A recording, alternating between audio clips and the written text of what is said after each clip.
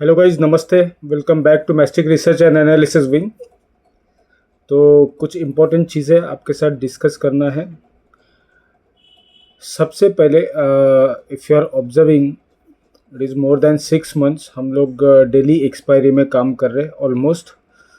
तो आप थोड़ा फ्लैशबैक में अगर जाओ और आप खुद सोचो कि जब निफ्टी और निफ्टी बैंक का मतलब वीक में दो एक्सपायरी हुआ करते थे या फिर सिंगल एक्सपायरी हुआ करती थी, तब आपकी विनिंग प्रोबेबिलिटी क्या थी और आज आपकी विनिंग प्रोबेबिलिटी क्या है।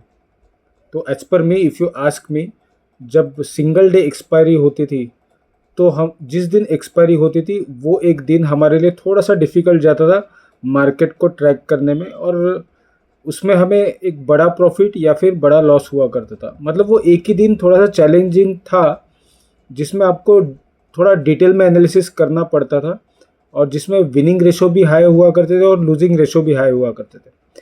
बट बाकी के जो दिन थे आपके पास, मंडे से लेके मतलब वीक में 5 डेज है ट्रेडिंग के, तो 5 डेज में एक दिन छोड़ के जो 4 दिन थे, वो 4 दिन आप सोफेस्टिकेटेडली ट्रेडिंग कर पा रहे थे, मार्केट को आप प्रॉपरली प्रिडिक्ट कर पा रहे थे।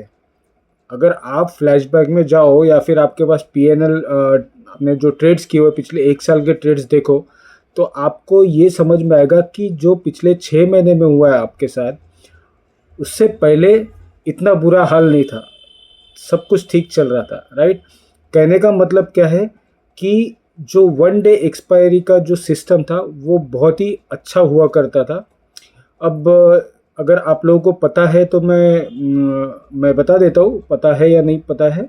सबसे पहले वीकली ऑप्शन जो शुरू हुई थी वो बैंक निफ्टी से शुरू हुई थी, because bank Nifty is the most traded fund in the world. सबसे ज़्यादा heavy liquidity, heavy trading bank Nifty में होती है। ठीक है? तो इसीलिए एक्सचेंजेस ने बैंक निफ्टी का ज़्यादा ट्रेड वॉल्यूम होने की वजह से उसे वीकली में कन्वर्ट कर दिया। उसके बाद धीरे धीरे करके फिर निफ्टी और बाकी सब आने लग गए, तो टर्नओवर बढ़ने लग गया। तो एक्सचेंज ने धीरे धीरे करके सब expiry Monday, Tuesday, Wednesday, Thursday सब एक्सपायरी कर दी। अब इसमें ऐसा क्या हो रहा है कि जिस वजह से हमें प्रॉब्लम हम लोग फेस कर रहे हैं, वो रीज़न समझना बहुत ज़्यादा ज़रूरी है। राइट? तो मैं वही आपको बताना चाहता हूँ। रीज़न सिंपल है, देखिए, निफ्टी और निफ्टी बैंक हाईली लिक्विडेड फंड है। हाईली लिक्विडेड फंड का मतलब क्या होता है कि उसमें लिक्विडिटी ज़्यादा है। मतलब इंस्टीट्यूशंस का जो इंटरेस्ट है वो निफ्टी और निफ्टी बैंक में ज़्यादा है, और आज भी उसी में ही ज़्यादा है और हमेशा रहेगा।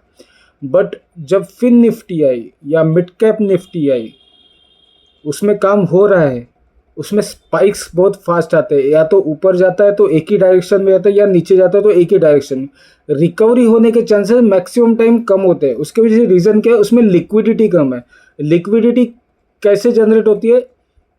लिक्विडिटी किसी भी स्टॉक में या फिर किसी भी ऑप्शन में या किसी भी इंडेक्स में तब लिक्विडिटी जनरेट होती है जब बिग मनी, जो बड़े इन्वेस्टर होते हैं, बड़े जो इन्वेस्टर होते हैं, राइट, बिग मनी पीपल जो होते हैं, उनका पैसा उसमें आना ज़रूरी है। इंस्टीट्यूशंस हो गया या फिर जो बड़े इन्वेस्टर, प्रोप्राइटरीज फंड है, तो ये सारे फंड्स आज भी निफ्टी बैंक में आते हैं। और यही रीज़न है कि काफ़ी सारे लोगों ने मुझे कन्विंस करने की कोशिश की, फिन निफ्टी में काम करो, मिड कैप निफ्टी में काम करो, और मैं उसमें काम नहीं करता हूँ। उसके पीछे रीज़न ही वो है, बिकॉज जो स्पाइक्स आते हैं वो स्पाइक अनवांटेड आते हैं। मतलब आते हैं तो बहुत ही बड़े आते हैं, अगर कमाओगे तो बहुत ज़्यादा कमाओगे, और लॉस होगा तो बहुत बड़ा लॉस हो जाएगा। अब बैंक निफ्टी में वॉलेटिलिटी है, no doubt about it, but Bank Nifty is the instrument. अगर आप कहीं फंस भी गए और आप में अगर रुकने की हिम्मत है, और आपने वीकली एक्सपायरी के बाद आपके पास 3 दिन भी अगर है, तो देयर आर चांसेस कि आप उसमें से बाहर निकल जाओ, बिकॉज लिक्विडिटी हाई होने की वजह से उसमें वॉलेटिलिटी उतनी अच्छी है। बट अगर if you ask me about Fin Nifty and other instrument like this, midcap Nifty and all, तो वो चीज़ आपको उसमें नहीं मिलेगी जो बैंक निफ्टी या निफ्टी में मिल सकती है। निफ्टी में नहीं, बैंक निफ्टी के साथ मैं कंपैरिजन कर रहा हूँ ये सब लोगों की, मतलब ये सब इंस्ट्रूमेंट की। तो that is why I am saying कि आई जस्ट वॉन्ट टू से यू कि जो डेली एक्सपायरी में जो एडिक्शन हमको लगा है हीरो ज़ीरो का, पहले इतना ज़्यादा नहीं हुआ करता था, ये एडिक्शन अब बहुत ज़्यादा बढ़ चुका है। मतलब लोगों ने ट्रेडिंग प्रॉफिट के लिए करना बंद कर दिया है और सिर्फ हीरो ज़ीरो में काम करना शुरू किया है। तो ये एडिक्शन ही ज़्यादा वॉल्यूम क्रिएट करता है और ज़्यादा लॉसेस क्रिएट करता है, और दिन ब दिन loss making people are getting generated in the market. जो प्रॉफिट भी कर रहे थे उनका भी माइंड डिस्टर्ब हो चुका है। जो इन द मनी एटीएम में काम किया करते हैं, आज उनमें से भी कुछ लोग मैंने ऑब्जर्व किए कि वो हीरो ज़ीरो पे काम कर रहे हैं। मतलब एक अलग ही नशा, एक अलग ही एटमॉस्फेयर क्रिएट हो चुका है। And by the end of the day what is happening, जो लोग लॉस कर रहे थे वो आज ज़्यादा लॉस कर रहे हैं, और जो लोग प्रॉफिट कर रहे थे वो भी धीरे धीरे प्रॉफिट को कम करके लॉस के डायरेक्शन में जाते चले जा रहे, बट उनके माइंड में ये चीज़ आ ही नहीं रही है। That is why I am saying कि ये जो डेली एक्सपायरी है ये बंद होना चाहिए, और सेबी अभी उस पर काम कर रही है, डिसीजन ले रही है। देयर आर चांसेस कि वीक में एक ही एक्सपायरी हो, ठीक है, बैंक निफ्टी एंड बैंकेक्स की। बैंकेक्स जो सेंसेक्स का इंडेक्स है, एंड बैंक निफ्टी जो निफ्टी का इंडेक्स है।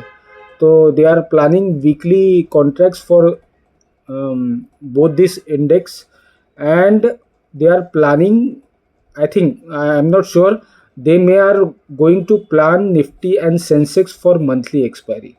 तो या तो इसे मंथली एक्सपायरी कर दो इंडेक्स को, और वीकली एक्सपायरी में बैंकेक्स एंड बैंक निफ्टी को करो, या फिर अगर वीकली भी कर रहे तो वीक में एक ही दिन होना चाहिए, या फिर मैक्सिमम 2 दिन होने चाहिए जिसमें एक्सपायरी हो। Every day expiry is very difficult to trade with. और आज अगर मार्केट में अनसर्टेनिटी है, अचानक से जो स्पाइक्स आते हैं, उसके पीछे रीज़न ही है कि हमें नहीं पता होता है कि कौन से इंडेक्स में क्या मैनिपुलेशन हो रहा है, और हम लोग कोई और कुछ और एनालिसिस करके बैठते हैं, और किसी इंडेक्स में कुछ उसके स्टॉक्स को बाय करके उसमें स्पाइक किया जाता है या फिर डंप किया जाता है, और हम लोग ट्रैप होते जा रहे हैं। तो it is very good decision, I welcome for this decision if they are keeping weekly 1 single expiry और मैक्सिमम 2 एक्सपायरी। आप भी ये चीज़ के बारे में सोचिए, आत्मचिंतन कीजिए, याद कीजिए पहले के दिन क्या थे और आज के दिन क्या है। आज जो भी ट्रेडिंग चल रही है वो कम्प्लीटली गैम्बलिंग चल रही है, according to me what I am observing. पहले जो हुआ करती थी वो थोड़ी तो डिसेंट थी। मतलब देखो, retailer as a retailer maximum लोगों को तो वैसे भी चाहे 1 डे एक्सपायरी हो चाहे एवरी डे एक्सपायरी हो, लॉस तो करना ही है। बट लॉस में से धीरे धीरे बाहर निकल के हमें प्रॉफिट के और अगर आना है तो this is not the option. Every day expiry will not work for you. तो सिंगल डे एक्सपायरी होगी तो कुछ तो डिसेंसी आएंगी, कुछ तो डिसिप्लिन आएगा, कुछ तो लॉजिक्स लगेंगे, कुछ तो एनालिसिस होगा, right. So I am very happy SEBI is taking decision on it. तो ये मुझे आपसे कहना है। तो मैंने जो कुछ कहा है आप फ्लैशबैक में जाइए, उसे सोचिए अच्छे तरीके से, आपको पता चल जाएगा कि मैं क्या कह रहा हूँ, क्यों कह रहा हूँ, और उसके पीछे रीज़न क्या है। बिकॉज काफ़ी सारे लोग हम में से ये सब चीज़ें भूल चुके हैं। उन्हें यही लगता है कि ज़िंदगी में अगर कुछ करना है तो हीरो ज़ीरो ही करना है और कुछ नहीं करना है। आप 6 महीने के पहले फ्लैशबैक में जाइए और सोचिए, अपने आप को समझिए, तो आपको एक रियल फिगर मिलेगा और आपको पता चलेगा कि आप क्या थे और क्या हो चुके हैं। आप मिरर के सामने खड़े होकर अपना खुद का चेहरा देखिए, 6 महीने पहले का अगर मोबाइल में फ़ोटो होगा वो देख लीजिए, और आज आपका चेहरा देखिए कि स्टॉक मार्केट ने आपको कहाँ से कहाँ लेके आ गया। तो अगर फिर से आप रिकवर होना चाहते हो, इम्प्रूव होना चाहते हो, इंटेलिजेंसी मेंटेन करना चाहते हो, तो मैं तो यही कहूँगा कि हर एक इंडाइसेस में ट्रेडिंग करना ज़रूरी नहीं है। Nifty and Nifty bank is the best option.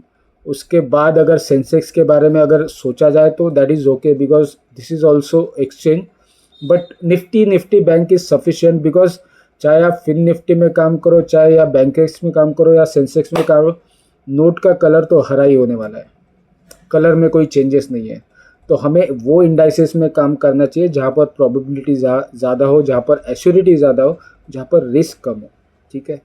तो ये ओवरऑल चीज़ें थी। अब मार्केट के बारे में समझ लेते हैं। जैसे कि लास्ट वीडियो में मैंने आपको बोला था कि मार्केट अभी वीक होते जा रहा है, कॉल राइटिंग बढ़ते जा रही है। तो वीकनेस मुझे कंटिन्यू होते हुए नज़र आ रही है। अभी as per Gift Nifty closing 0.33% minus में क्लोज हुई है और ग्लोबल मार्केट भी बहुत ज़्यादा स्ट्रेंथ शो नहीं कर रहा है। तो हम लोग गैप डाउन ओपन होने वाले, flat to negative at least open हो गए, पॉजिटिव ओपन होने के चांसेस नहीं है। लेकिन अगर मार्केट फ्लैट या पॉजिटिव ओपन होता है तो आप इमीडिएटली शॉर्ट की पोजीशन के लिए प्लान कर सकते हो, बिकॉज थोड़ा भी अगर गैप अप ओपन होता है 50, 60, 80 पॉइंट्स निफ्टी, तो आपको एक अच्छी सेलिंग अपॉर्चुनिटी मिलेगी निफ्टी बैंक में भी और निफ्टी में भी। तो स्ट्रैटेजी अपने हिसाब से बनाई है, मुझे पूरी तरीके से फॉलो करने की ज़रूरत नहीं है। मेरी आइडियाज़ है, वो आइडिया मैं आपके साथ शेयर कर रहा हूँ, आपको खुद का भी एनालिसिस करना है।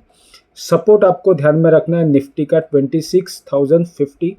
26,050 के ऊपर जब तक निफ्टी है तब तक वो बुलिश है, मतलब बाय ऑन डिप आप कर सकते हैं रिवर्सल पे।